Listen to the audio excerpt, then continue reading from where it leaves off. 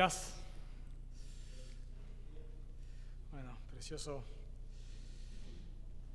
La verdad es que cantamos. Un día estaremos con nuestro Señor, le veremos cara a cara, más allá del cielo azul, ¿no? Qué precioso saber que un día estaremos con nuestro Salvador, con aquel que murió y resucitó por nuestros pecados. Él no ha quedado en la cruz, sino que al tercer día resucitó de los muertos. Y la Biblia dice que un día va a venir a buscar a los suyos. Esa es nuestra esperanza. Bueno, les invito a ver sus Biblias, por favor, en 1 Tesalonicenses. Vamos a ir con nuestro estudio de Tesalonicenses. 1 Tesalonicenses, capítulo 1.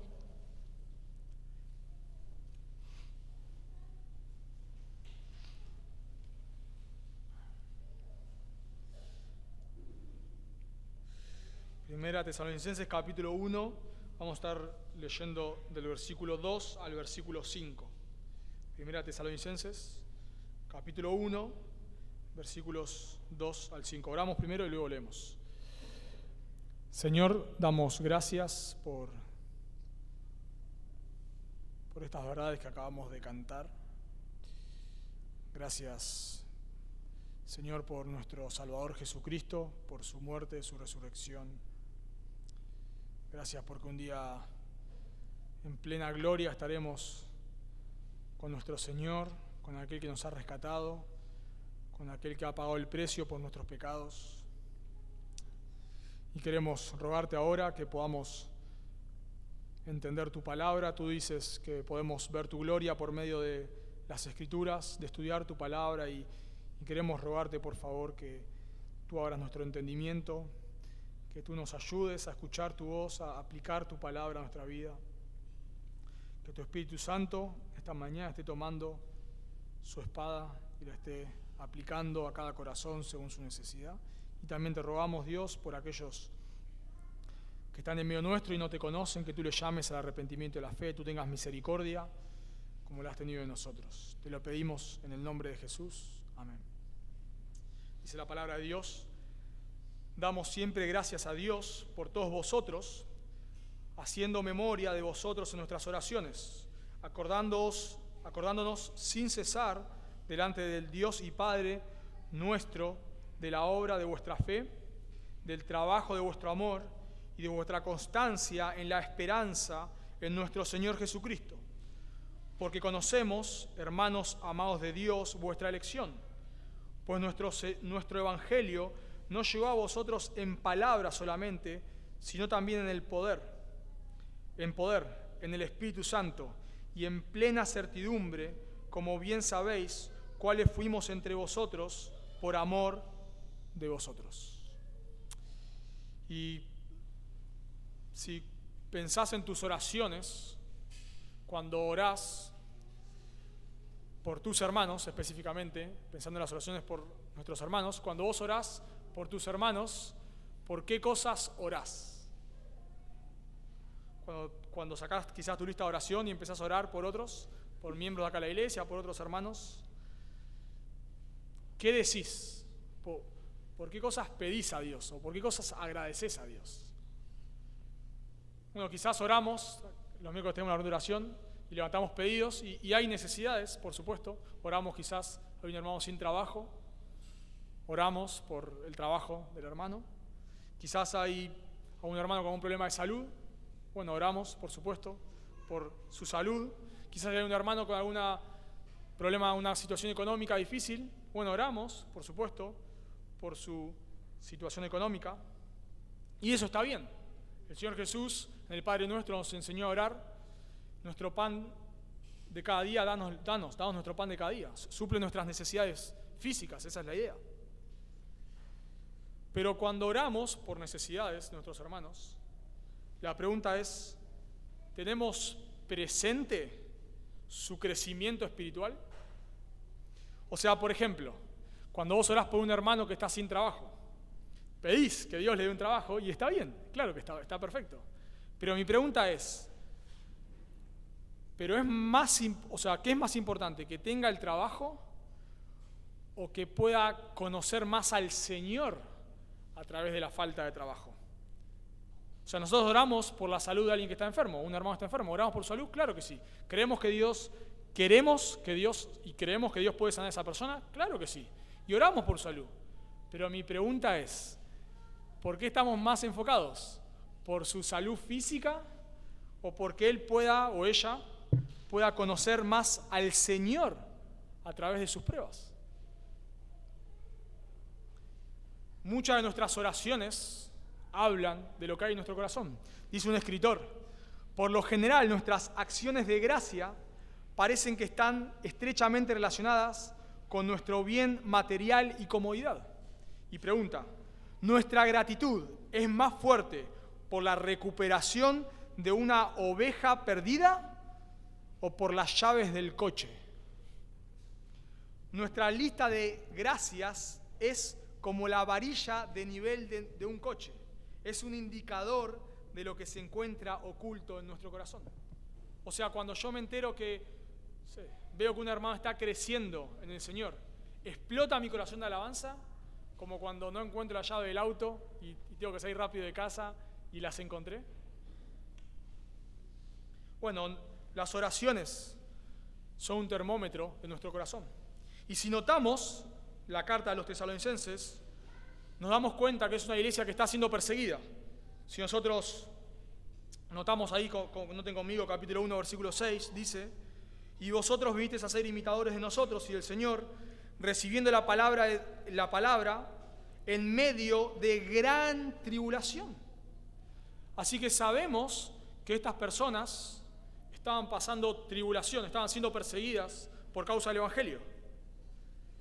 Pero se dan cuenta que en su oración en ningún momento Pablo nombra que Dios quite esa persecución.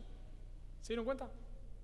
Pablo no está diciendo, Dios, por favor, sacá la prueba de estos hermanos, sacá la persecución. No. Pablo está enfocado en sus vidas. Pablo está enfocado en sus frutos. Y a pesar de que ellos están padeciendo persecución, Pablo está dando gracias por el fruto que hay en ellos. Por eso, en este texto vamos a aprender cómo orar por nuestros hermanos. Cómo orar por nuestros hermanos. Y vamos a ver dos enseñanzas sobre cómo orar por nuestros hermanos. Dos enseñanzas, dos instrucciones sobre cómo orar por nuestros hermanos. Y lo primero que notamos es que debemos orar por nuestros hermanos, debemos orar agradeciendo a Dios por el crecimiento de ellos. Repito, la primera enseñanza es que debemos orar agradeciendo a Dios por el crecimiento de nuestros hermanos. Noten conmigo, por favor, ahí en versículo 2. Damos siempre gracias a Dios por todos vosotros. Y hay una característica en Pablo, que es que él constantemente da gracias cuando él escribe una carta. En la mayoría, no en todas, pero en la mayoría, Pablo agradece a Dios por los hermanos. Sea que no los conoce, por ejemplo, leemos en Romanos, Pablo no conocía a la iglesia en Roma, pero él dice en capítulo 1, versículo 8 de la carta a los Romanos, primeramente doy gracias a mi Dios mediante Jesucristo con respecto a vosotros. Cuando Pablo ora por la iglesia de los Corintios, que es una iglesia problemática, Pablo dice, gracias doy a mi Dios siempre por vosotros. O sea, Pablo comienza en la mayoría de sus cartas, en Gálatas no da gracias porque el Evangelio está en juego.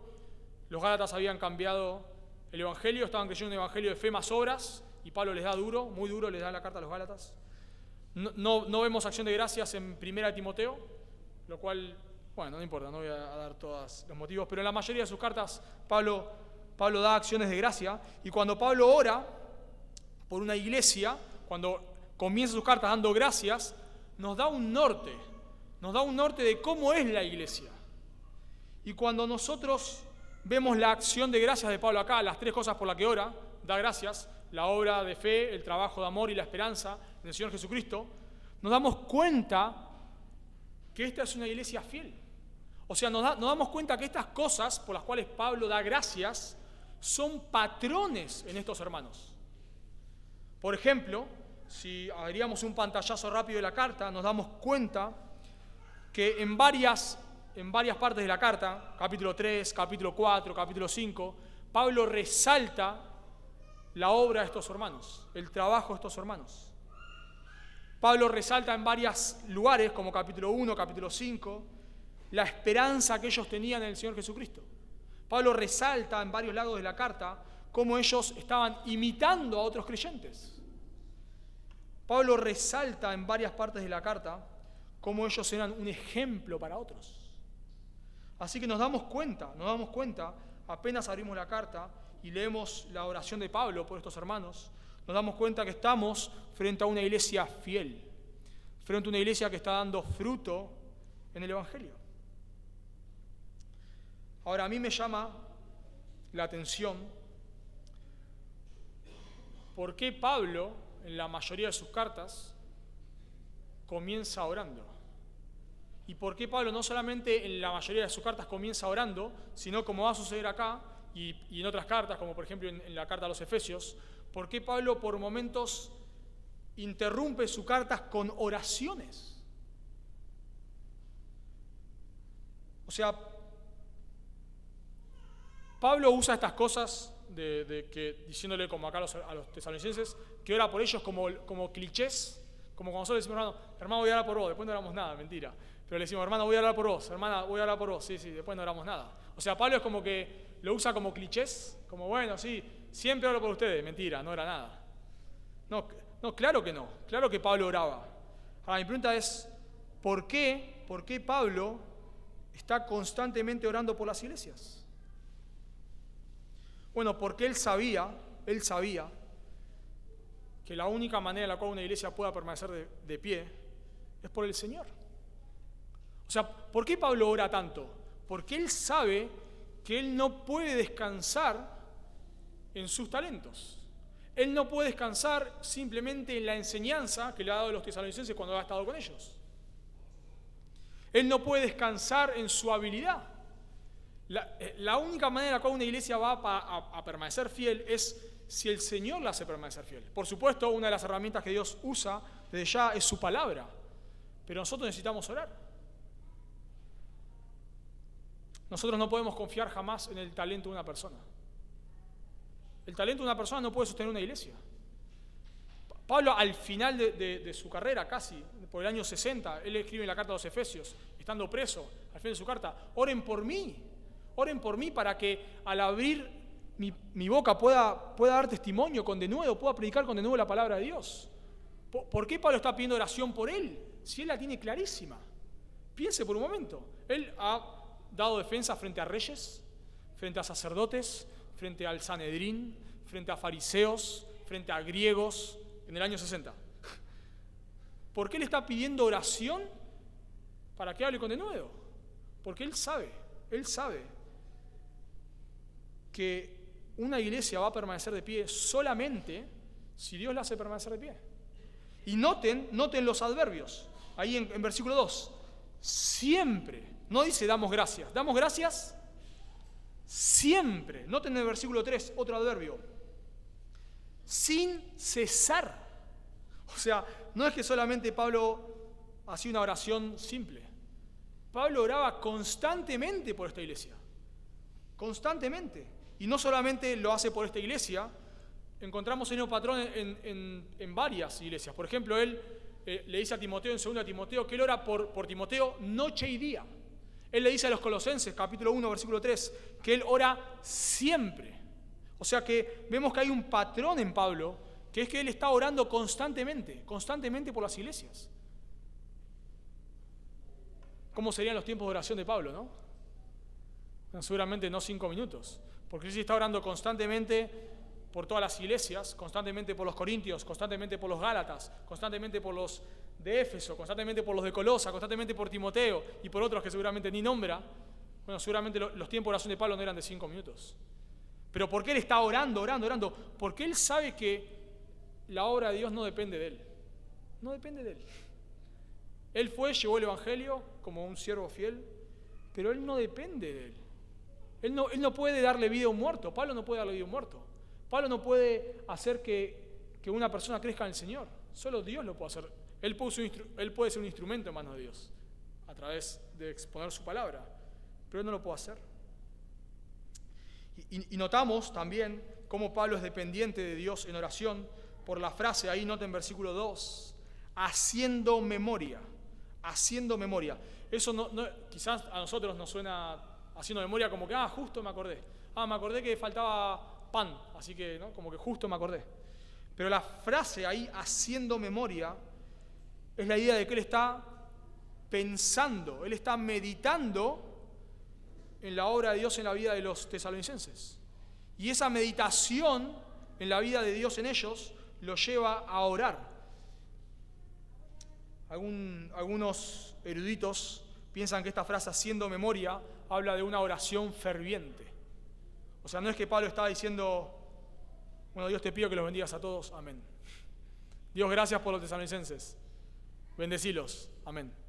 No, sino que él está derramando su corazón a Dios por los tesalonicenses. Él está, podemos decir de esta manera, él está luchando con Dios en oración para que Dios guarde a esta iglesia. ¿Por qué Pablo hace esto? ¿Por qué hace esto? Porque él sabe que así como Dios es real, Satanás es real, la Biblia lo dice, y la Biblia dice que Satanás anda como león rugiente buscando a quien devorar. Pablo es consciente de la obra de Dios y también es consciente de la obra de Satanás. Él escribe a los tesalonicenses en capítulo 2, versículo 18, que él quiso ir a ellos una y otra vez, pero Satanás nos estorbó. Capítulo 2, versículo 18. Él tiene miedo, por decirlo de alguna manera, de que Satanás haya hecho desviar a estos hermanos.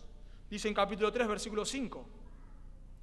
Por lo cual también yo, no pudiendo soportar más, envié para informarme de vuestra fe, no sea que os hubiera tentado el tentador, Satanás, y que nuestro trabajo, resultase en vano.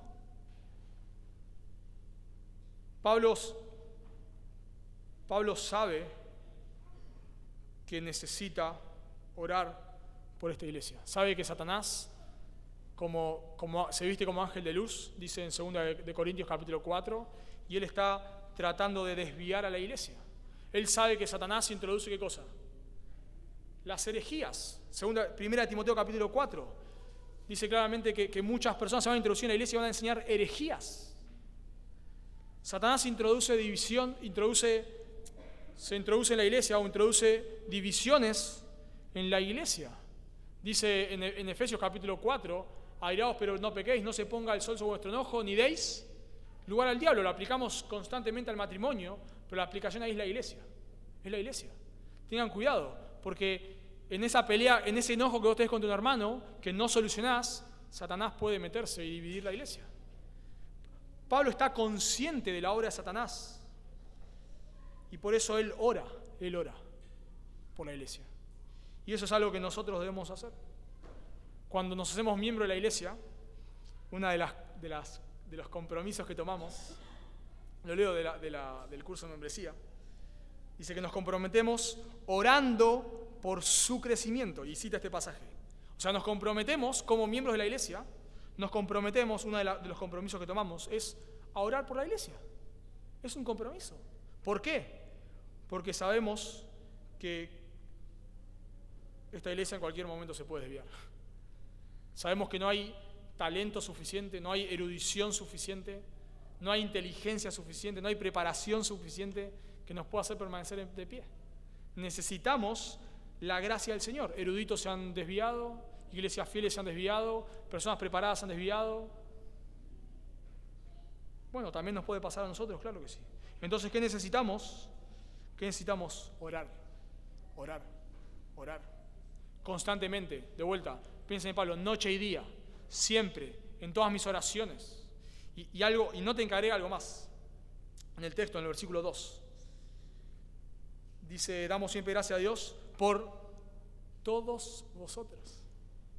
Por todos vosotros. ¿Qué te hace pensar eso? Te hace pensar que Pablo tiene en mente personas específicas. De vuelta, no es que era, Señor, bendecí a la iglesia, amén. Señor, ayúdanos a permanecer firmes, amén. No, él está, y nos vamos a dar cuenta por lo que desarrolla después, pero está pensando, yo me imagino, pensando en los hermanos de la iglesia. Wow, me enteré de fulano, de lo que padeció y cómo dio testimonio de la fe. Qué bendición, gracias Señor. Gracias por la vida de fulano. Gracias por la vida de fulana, me enteré de la prueba que está pasando y cómo está permaneciendo fiel en el Señor. Gracias Dios, ayúdala por favor a que pueda crecer en tus caminos, pueda amarte más. Nos imaginamos, Pablo pensando, meditando en el obrar de Dios en la vida, por cada uno, por todos vosotros. Y dando gracias a Dios por ellos. Ahora, no sabemos la cantidad de miembros de la iglesia, pero podemos preguntarnos, bueno, ¿cómo hacemos si tenemos una iglesia de 10.000 personas? No es nuestro caso igual. Pero ¿cómo haríamos? Bueno, hay un ejemplo, solo una ilustración de esto, pero Mark Dever, el pastor de una iglesia en Estados Unidos, tiene una iglesia bastante grande, ellos son varios pastores, y ellos lo que hacen es, se imprimen, se deben imprimir, los nombres de cada miembro con su foto, de todos los miembros de la iglesia, y se la reparten entre los ancianos. Entonces cada anciano tiene un grupo específico con su foto, con el cual está orando, no sé, un mes, supongamos, un mes, y está orando y velando por esa persona, y luego se le van cambiando estas hojas entre los ancianos, y de esa manera van velando por toda la iglesia, pero por personas específicas, con nombre y apellido, que conocemos sus luchas, que conocemos sus tribulaciones, que conocemos lo que están pasando. Bueno, eso es lo que está haciendo Pablo acá. Está orando, hermano. Nosotros necesitamos orar por la iglesia. Debes examinar si descansás en que estamos bajo el paraguas de una iglesia sana como es Carapachay, si descansás en que escuchamos a ciertos predicadores sanos, si ese es tu descanso o tu descanso es el Señor. Bueno, si tu descanso es el Señor, si tu descanso son las personas, eso se va reflejado en que no vas a orar por ellos, no vas a orar por la iglesia, porque no hace falta, ¿no? Si tenemos a Messi en el equipo, bueno, ya, no importa, elegí a quien quieras, al más burro de todos, no importa, vamos a ganar igual, porque lo tenemos a Messi. Bueno, si esa es nuestra pensamiento referente a la iglesia, no vamos a orar por la iglesia, no hace falta orar. Mirá a quienes nos ministran, mirá quién es esto, mirá a quienes escuchamos, mirá a quienes escuchan nuestros líderes, mirá quién es la iglesia que ha fundado esta iglesia, ¿no? No podemos descansar en hombres. Necesitamos orar. Y de vuelta, Pablo aún pide oración por él constantemente porque él sabe de su necesidad. Y ahora notemos por qué cosas ora Pablo. Notemos, nombra 3 características de estos hermanos. Ahí, versículo 3 dice, acordándoos sin cesar delante del Dios y Padre nuestro de la obra de vuestra fe. De la obra de vuestra fe. Bueno, la Biblia es muy clara, muy clara, que la salvación no es por obras. Eso es muy claro. La Biblia es muy clara que la única manera en la cual una persona pueda ser reconciliado con Dios, la única manera es por medio de la fe en el Señor Jesucristo. Dice Efesios, por ejemplo, quizá el texto más claro, Efesios 2, 8, 9, porque por gracia, la gracia es un regalo, algo que vos no merecés, porque por gracia sois salvos por medio de la fe, y esto no de vosotros, pues es don de Dios, no por obras, por si no quedó claro, no por obras para que nadie se lo gloríe. Romanos 3, 28, concluimos pues que el hombre es justificado por fe, sin obras de la ley. Gálatas 2, 18, sabiendo que el hombre no es justificado por las obras de la ley, sino por la fe de Jesucristo. Gálatas 3:11, y que por la ley ninguno se justifica para con Dios. Es evidente porque el justo por la fe vivirá. Gálatas 3:24, de manera que la ley ha sido nuestro ayo para llevarnos a Cristo, a fin de que fuésemos justificados por la fe. Y podría seguir citando esos versículos. Es muy claro que la salvación es solo por gracia mediante la fe. Que no hay obras que puedas hacer. No hay obras que vos puedas llevar delante de Dios y puedas decirle, Dios, acá están mis obras, yo merezco. No hay. Porque el que quebranta la ley en un punto, dice Santiago, se hace culpable de todos. Yo voy a un juez y le digo, juez, yo amé a mi esposa, pero con todo mi corazón, yo crié a mis hijos de una manera impecable. Toda mi vida fui un trabajador excelente. Solo maté a esta persona. ¿Qué me va a decir el juez?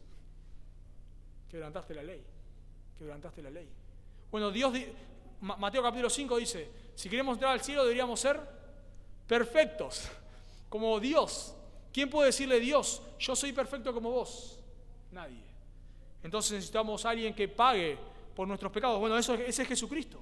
Ese es Jesucristo, que murió por nuestros pecados. Y la única manera en la cual yo puedo ser reconciliado con Dios es por medio de Jesús. Solamente porque Él sí cumplió la ley de Dios. Él sí puede presentar delante de Dios y puede decir, Dios, yo estoy acá por mis méritos. Porque Él amó a Dios a la perfección. Él obedeció a Dios a la perfección. Pero Él murió por nuestros pecados. Cargó con nuestra culpa. Así que solo por fe. Pero, a veces nosotros le tenemos miedo a las obras. Le tenemos miedo a las obras. Y la Biblia es muy clara en que la salvación no es por obras, no es fe más obras, solo fe en Jesucristo. Pero la fe que salva produce buenas obras. La fe que salva produce buenas obras. Luego, Efesios 8:9, decir que no somos salvos por obras, nos dice que somos hechos una nueva creación en Cristo Jesús para buenas obras. Santiago 2:17. Así que también la fe, si no tiene obras, es muerta en sí misma. Pero alguno dirá, tú tienes fe y yo tengo obras. Muéstrame tu fe sin tus obras y yo te mostraré. ¿Se dan cuenta? Evidencia. No dice yo me ganaré. Y yo te mostraré mi fe por mis obras. Las obras no pueden darte salvación de ninguna manera. No, es imposible.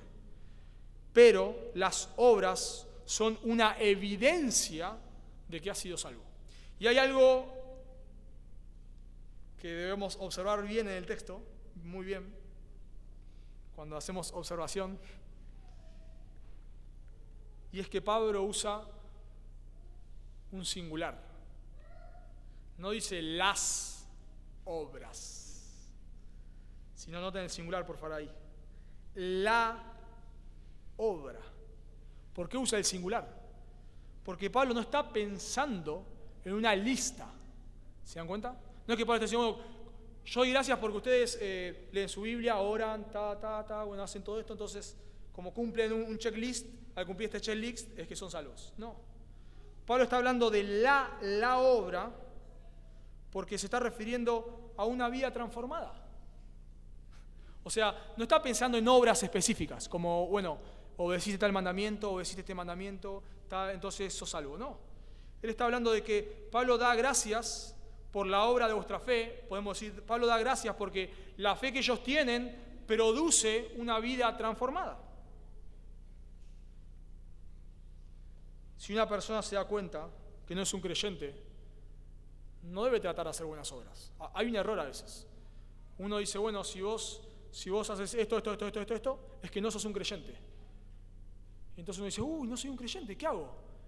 Entonces me esfuerzo por hacer esas cosas. No. Si vos te das cuenta que no sos un creyente, ¿qué debes hacer? Arrepentirte y creer en Jesús como tu único y suficiente Salvador. Y la evidencia va a ser que Dios transforma tu vida.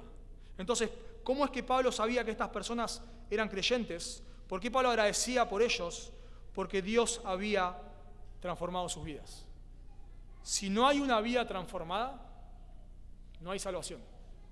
No hay salvación. No hay manera. Si no hay fruto de buenas obras, no hay fruto de una vida transformada, es que no es un creyente. Un creyente puede apartarse, puede tambalear, puede caerse, puede tropezar, pero un creyente vuelve. Un creyente quiere vivir para su Señor. Si una persona vive constantemente lejos de Dios, es que no es un creyente. No importa qué oración haya hecho, no importa que haya pasado al frente, haya levantado su mano, no importa lo que diga con sus labios, no importa. Si no hay fruto de conversión, es que nunca hubo salvación. Y quizás cuando nosotros pensamos en una vida transformada, quizás lo que viene a la mente, porque ese es el argumento que muchos usan. Por ejemplo. No, bueno, pero yo soy un alcohólico y ahora no tomo más. Bueno, buenísimo. ¿Y cómo vivís?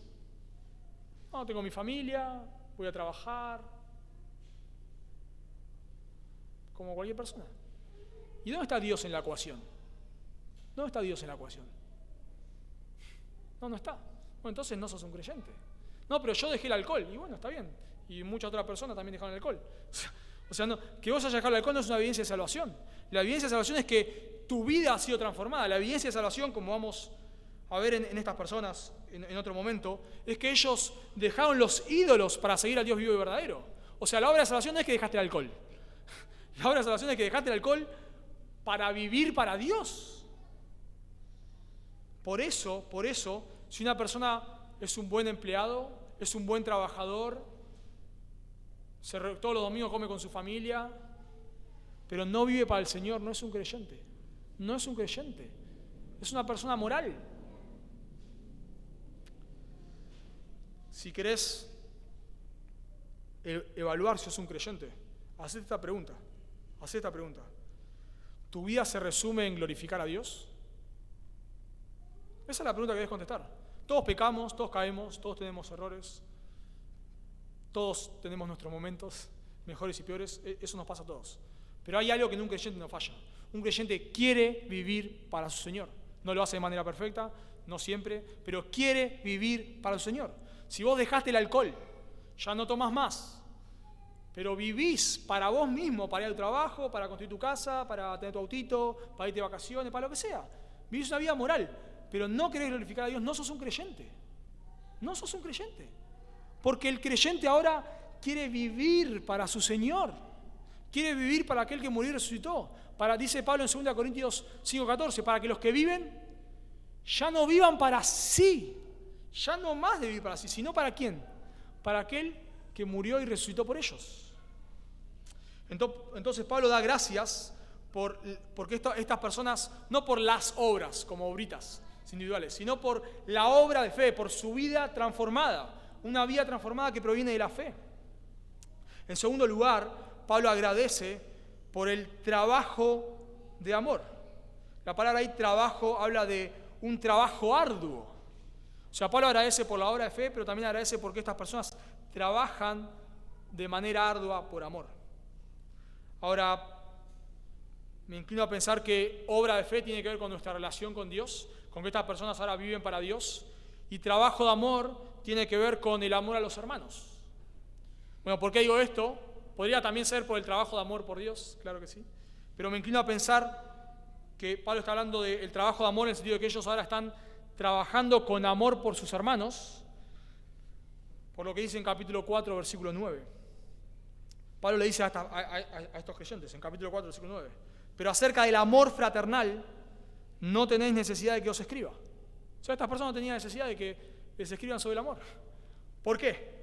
Porque vosotros mismos habéis aprendido de Dios que os améis unos a otros, y también lo hacéis así.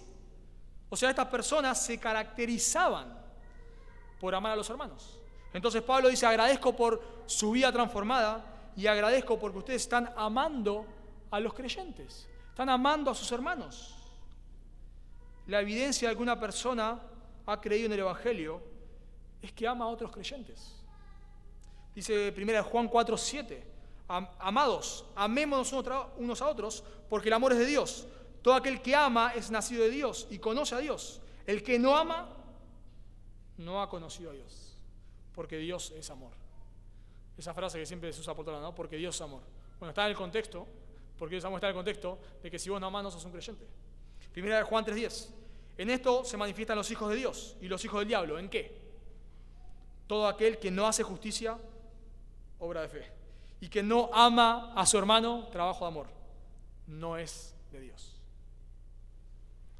Así que una persona que no ama a otros creyentes, que no se esfuerza por otros creyentes, no es un creyente. Y me encanta hablar con personas de esta iglesia, de otros lados, que charlo y me dicen, yo odiaba a los creyentes. Y uno dice, no puede ser, no puede ser. ¿Por qué no puede ser? Porque yo veo tu vida ahora. Pero no, en serio, créeme porque era así. Yo odiaba a los creyentes, no los podía ver. ¿Y cómo puede ser que ahora los amás? Bueno, por la obra de Dios. Porque la evidencia de que sos un creyente es que amás a otros creyentes. Si querés hacer un test para saber si amás a los hermanos, pregúntate, ¿cuánto orás por ellos? ¿Cuánto orás por tus hermanos? Y no vale la familia, la familia no cuenta. ¿Cuánto orás por los hermanos de la iglesia? ¿Cuánto te esforzás por servir a tus hermanos de la iglesia? La familia de sangre no cuenta. ¿Cuánto disfrutás? ¿Cuánto disfrutás de estar con otros creyentes? La familia de sangre no cuenta. ¿Cuánto? ¿Cuánto tiempo pasás con otros creyentes? La familia de sangre no cuenta. ¿Cuánto tiempo? Bueno, si la respuesta es, no, yo no oro por otros creyentes. No, yo no me esfuerzo por servir a otros creyentes. No, yo no disfruto de estar con otros creyentes. Yo no paso tiempo con otros creyentes. Bueno, el test te da, no sos un creyente. No sos un creyente. Porque el creyente ama a sus hermanos. Y esto es lo que pasaba en ellos. ¿Cuál es la evidencia de que creyeron, de que su vida fue transformada, de que aman a otros creyentes y noten la tercera característica de estos hermanos? Dice, y de vuestra constancia en la esperanza en nuestro Señor Jesucristo. La tercera evidencia de que estas personas son salvas es que perseveran en medio del sufrimiento. Dice dice el Señor Jesús. Juan, en Apocalipsis, escribe lo que Jesús le dice. Y dice Apocalipsis 2:3 a la iglesia de Éfeso, y has sufrido, y has tenido paciencia, y has trabajado arduamente por amor de mi nombre, y no has desmayado. Esa es la característica de un creyente. No has desmayado. La característica de un creyente es que persevera en medio del sufrimiento.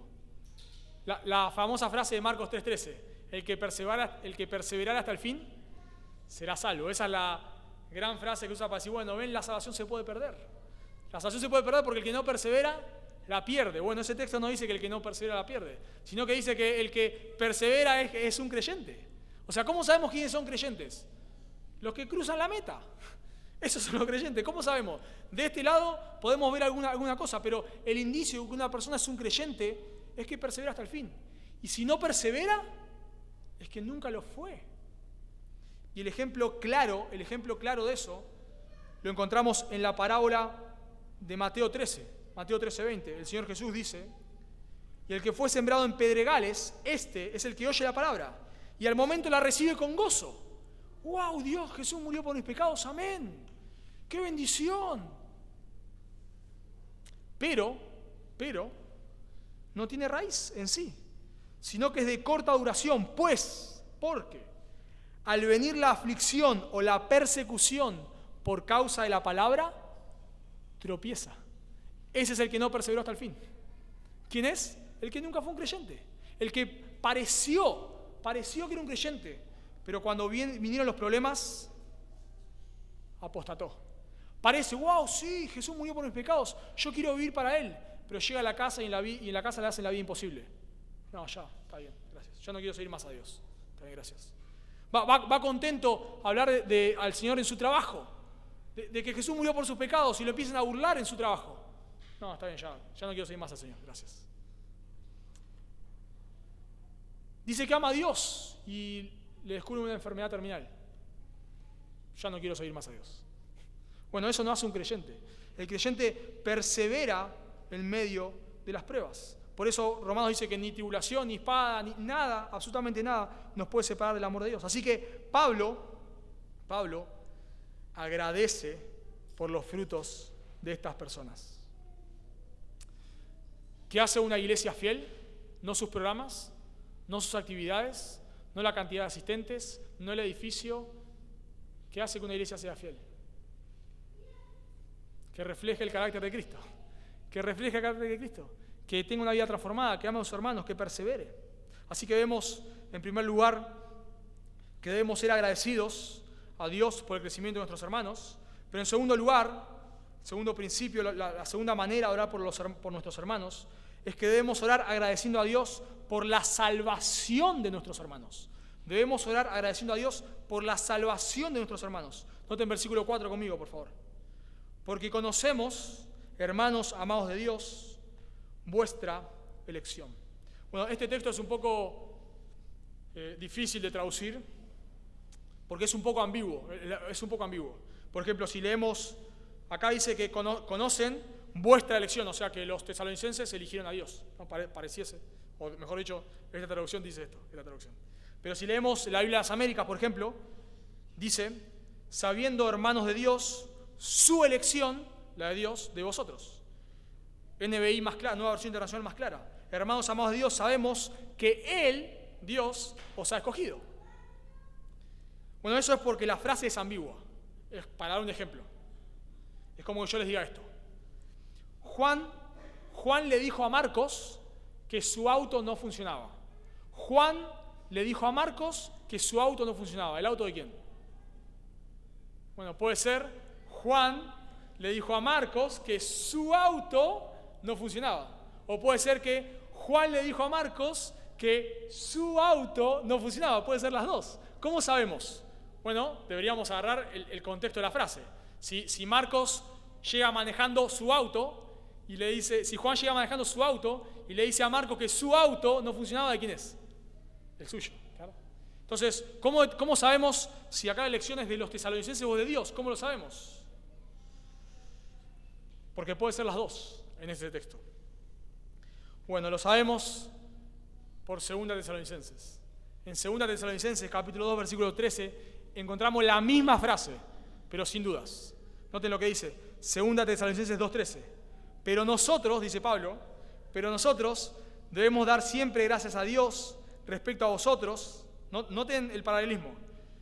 Debemos dar siempre gracias a Dios respecto a vosotros, hermanos amados por el Señor, amados de Dios, la misma frase. Y noten lo que dice ahora Pablo. Noten. Que Dios os haya escogido desde el principio. Que Dios os haya escogido desde el principio para salvación. O sea, ¿quién escoge? Dios. Es claro, es clarísimo. O sea, en la misma acción de gracias, en 2 Tesalonicenses, Pablo le dice, Dios los ha escogido desde el principio, desde antes de la fundación del mundo, para salvación. Y bueno, salimos a buscar lo que la Biblia dice sobre esto, y nos damos cuenta, hermanos, que Efesios 1:4, Dios nos escogió desde antes de la fundación del mundo. Pablo dice que todo lo sufre por amor a los escogidos. Pablo pregunta, ¿quién acusará a los escogidos de Dios? No quién acusará a los que escogieron a Dios. ¿Se dan cuenta? No dice eso. No dice quién acusará a los que escogieron a Dios. ¿Quién acusará a los escogidos de Dios? Bueno, etcétera, etcétera. Así que Pablo agradece porque Dios eligió a estos hermanos. Ahora, ¿cómo sabe Pablo? Noten que en el versículo 4 hay un porqué. Porque conocemos, hermanos amados de Dios, que Él los ha elegido, podemos traducirlo. ¿Cómo sabemos que Pablo los eligió? ¿Cómo Pablo, traten de responder esta pregunta, ¿cómo Pablo sabe quiénes son escogidos? ¿Cómo sabe? O sea, iba con un aparatito, tipo el del auto que hace pi, pi, pi, pi, pi, pi, pi, pi, pi, pi, este es escogido, y le predica. ¿Cómo sabe Pablo? Trataba de mirar las caras, si cuando dice la palabra Dios pestanea 2 veces, es escogido. O sea, ¿cómo sabe Pablo? ¿Cómo sabe Pablo que son escogidos ellos? Dios le da una lista por semana a Pablo. Pablo, por favor, estos son mis escogidos, andá. Y Pablo iba ahí con la lista buscándolos. ¿Cómo sabemos que una persona es escogida? Noten, ¿por qué? ¿Por qué? Noten en el versículo 5. Pues, o podemos traducir en porque, nuestro evangelio no llegó a vosotros en palabras solamente, sino también en poder. ¿Cómo sabemos que una persona es escogida? Porque cree y da fruto. Porque cree y da fruto. ¿Cómo sabe Pablo que son escogidos? Porque creyeron. Punto. No es que porque si yo le predico una vez a una persona el evangelio y no creyó, no es escogida. No lo sé. Quizás sí. Y en algún momento cree, no lo sé. La única manera de saber si una persona es escogida o no es si cree. No lo sabemos. No lo sabemos. Y hasta que la persona esté viva puede creer. Entonces, de ninguna manera yo puedo decir, no, él no es un escogido. ¿Y cómo lo sé? ¿Cómo sé que no es un escogido? ¿Que Dios me lo dijo en un sueño? ¿Cómo sé que no es un escogido? No lo sé. Tengo que seguir hasta el último aliento de la persona. Entonces, ¿cómo sabemos que una persona es un escogido? Porque da fruto. Y cuando da fruto podemos decir, es un escogido, claro. Sí. ¿Por qué es salvo? Porque Dios lo eligió. Pero ¿cuándo lo supe? Cuando creyó y dio fruto. Y noten cómo llega ese fruto. Noten, dice Pablo, que el Evangelio no llegó en palabras solamente, sino en poder. Bueno, esa referencia a poder, que el Evangelio, o sea, Pablo, ¿cómo sabe que ellos son escogidos? Porque el Evangelio llegó con poder, dice Pablo. Bueno, algunos ven esto como diciendo que, hablando de milagros, como que Pablo dice que son escogidos porque él puede hacer milagros. Bueno, yo no me inclino a pensar en eso. Primero porque en el libro de los Hechos, donde se nos narra la fundación de Tesalónica, no vemos ningún milagro en Tesalónica. Vemos milagro en Filipos, vemos milagro en Éfeso, vemos milagro en otros lados, pero no vemos milagro en Tesalónica. Además es raro que Pablo diga que son escogidos porque él hizo milagros. ¿Qué tiene que ver? Sino que pienso que acá Pablo, cuando dice que llegó con poder, se refiere a Romanos 1:16. Si bien esto se escribió antes, pero el mismo concepto. Sabe que son escogidos porque el Evangelio llegó con poder para transformar sus vidas. O sea, en otras palabras, ¿cómo saben que son creyentes? Porque creyeron. Porque el Evangelio no llegó en palabras solamente. ¿Cómo saben que son creyentes? Porque cuando yo les prediqué, Dios obró en sus vidas. No fueron palabras vacías. Y no solamente palabras, dice, en el Espíritu Santo. Paralelo, lo mismo a poder. ¿Cómo sabemos que son creyentes? Porque el Espíritu Santo los convenció de pecado, de justicia y de juicio. ¿Cómo sabemos que una persona es escogida o es un creyente? No porque se cae del piso, no porque llora, no porque pasa al frente, no porque levanta su mano. Porque hay fruto de conversión. Porque la persona reconoce su pecado, porque la persona cree en Jesús y porque la persona permanece en medio de las pruebas. Hay un movimiento que se llama movimiento de señales y prodigios. Este movimiento dice que para que las personas crean en el Evangelio debe haber milagros. De ahí salió toda la tercera ola del movimiento carismático. Dice que, bueno, para que una persona se pueda convertir tiene que haber milagros. Por eso van ahí haciendo campañas y todas esas cosas. ¿Por qué? Justamente por eso. Porque la evidencia, según ellos, para que una persona crea, tiene que haber milagros. No. ¿Cuántos milagros hizo Jesús? Muchos. Muchísimos. Y aún así terminó crucificado. Aún así muchos no creyeron. Bueno, obviamente, porque era el plan de Dios, de que Él iba a venir a morir por nuestros pecados, por supuesto que sí. Pero en otro sentido, la gente que hizo, lo rechazó. Fuera con este, danos a quién. A Barrabás. ¿Y cuántos milagros hizo Jesús? No son los milagros, no son los milagros.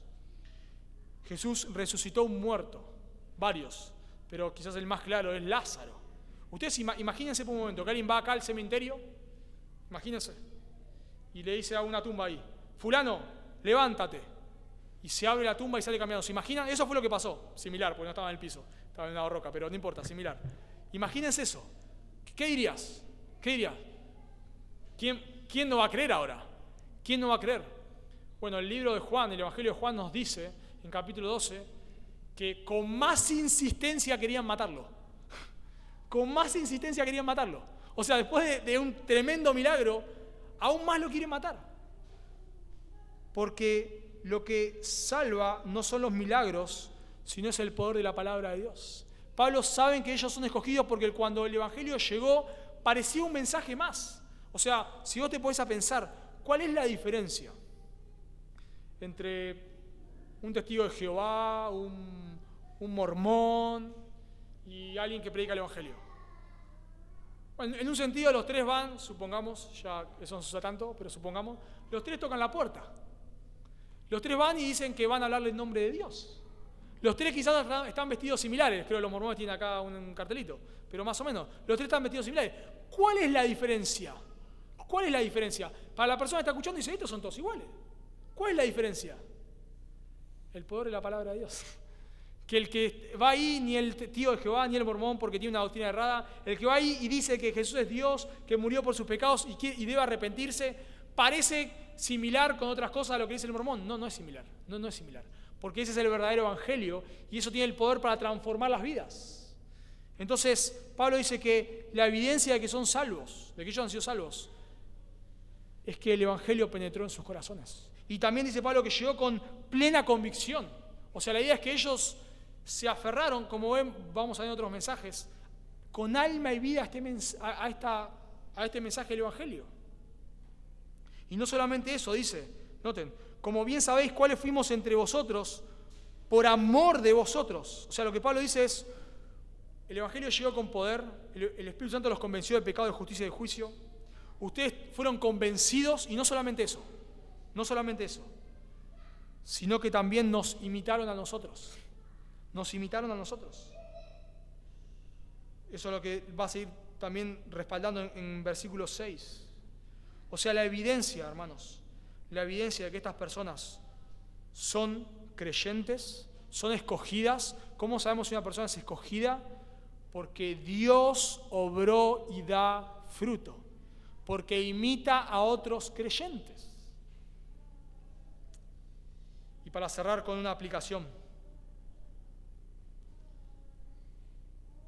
Para mí esto es precioso. Y conectado con lo que dije de la importancia de orar por la iglesia. Es que el Evangelio no descansa en nosotros. La conversión de una persona no descansa en nosotros. No descansa en nosotros. No descansa en milagros que podamos hacer. No descansa en nada de eso. El poder del Evangelio descansa en el mismo Evangelio. Romanos 1:16, que el Evangelio es poder de Dios para la salvación de todo aquel que cree. Entonces, en ningún momento debemos querer llevarnos el mérito de la salvación de alguien. A veces decimos, ¿no? Este se convirtió porque le prediqué yo. Bueno, si le hubiese predicado al de al lado, también se hubiese convertido. Porque no está en vos el poder. Queremos que el poder sea, ¿no? Sacamos pecho. Este se convirtió porque yo. ¿Porque vos qué? ¿A cuánto le hablaste? ¿Y cuántos no se convirtieron? ¿Cuál fue la diferencia en que este se convirtió y el otro no? El obrar de Dios. Entonces, el poder no está en nosotros. De ninguna manera, si vos le predicaste, si acá hay alguien que se convirtió porque vos le predicaste el Evangelio, ¿qué tenés que hacer? Dar gracias a Dios, como hace Pablo acá. Dar gracias a Dios. Porque de ninguna manera esa persona se convirtió. De ninguna manera se convirtió por tus palabras. No fue porque fuiste muy inteligente. No fue porque fuiste muy elocuente. ¿Cuántas veces decimos, yo le paso a este familiar que no conoce al Señor, le paso esta predicación, lo parte como un rayo? Y nada. ¿Por qué? Porque no descansa en nosotros. No descansa en nosotros. Descansa en el poder de Dios. Por eso, hermanos, nosotros no estamos manipulando ninguna conversión. No estamos ahí dándole al pianito 32.000 horas ahí para que la persona pase al frente. Porque no necesitamos. Si alguien en una iglesia lo quiere hacer, está bien que lo haga, no hay problema. Pero no lo necesitamos. ¿Cómo Dios salvó personas 1500 años sin pianito? No sé cuándo se inventó el piano. Pero ¿cómo hizo? ¿Cómo hizo Dios? No necesitamos ningún pianito, ninguna luz, ninguna música de fondo tenue. No necesitamos nada de eso. Porque la salvación no descansa en ninguna de esas cosas. Eso es manipulación. La salvación descansa en el poder del Evangelio, en decir una persona que está muerta en sus delitos y pecados, que es enemiga de Dios, que debe arrepentirse y que debe creer en Cristo. Punto final. No descansa en nuestra elocuencia. A veces no le predicás a alguien porque tenés miedo, ¿no? Pero si me empieza a hablar de los agujeros negros, bueno, mira, yo no sé los agujeros negros, lo que sé es que tenés que arrepentirte y creer en Jesús, punto. Y si me empieza a hablar de la tercera dimensión, bueno, no sé nada de la tercera dimensión. Sé que tenés que arrepentirte y creer en Jesús. Y punto. Y eso es todo lo que necesitamos. Necesitas decirle a otro lo que vos has creído. Si vos sos un creyente, tenés que entender el Evangelio, si no, no puedes ser un creyente. Bueno, explicarle a otro lo que has creído. Mira, yo no puedo hablarte ni de cómo se tradujo la Biblia, ni cómo apareció la Biblia, no puedo hablarte ni de la evolución, no tengo idea de nada de eso. Lo único que sé es que sos un pecador y tenés que arrepentirte. Y si no te arrepentís, te espera la condenación. Eso es todo. Decirle eso. ¿Y eso es qué? Poder de Dios para la salvación. Así que no tengas miedo. No tengas miedo de hablar del Evangelio. No pienses, voy a traer a tal hermano de la iglesia para que predique porque es más preparado que yo. Bueno, tratá de prepararte, obvio, claro que sí. Pero hablale vos. Porque de vuelta, hermanos, el Evangelio no descansa en nosotros. Descansa en el poder de Dios, en la elección de Dios. Y si es un elegido, cuando vos le hables, Dios va a orar. Y si no importa tu elocuencia, tu preparación, cuántas veces has hablado con alguien del Evangelio y le has refutado todos los argumentos, todos, al punto que te ha reconocido, es verdad, Dios existe, soy un pecador y voy al infierno, es verdad, y nada. Bueno, porque descansa en el poder de Dios. Solo para terminar, déjame preguntarte, ¿has creído en el Evangelio? ¿Hay fruto en tu vida?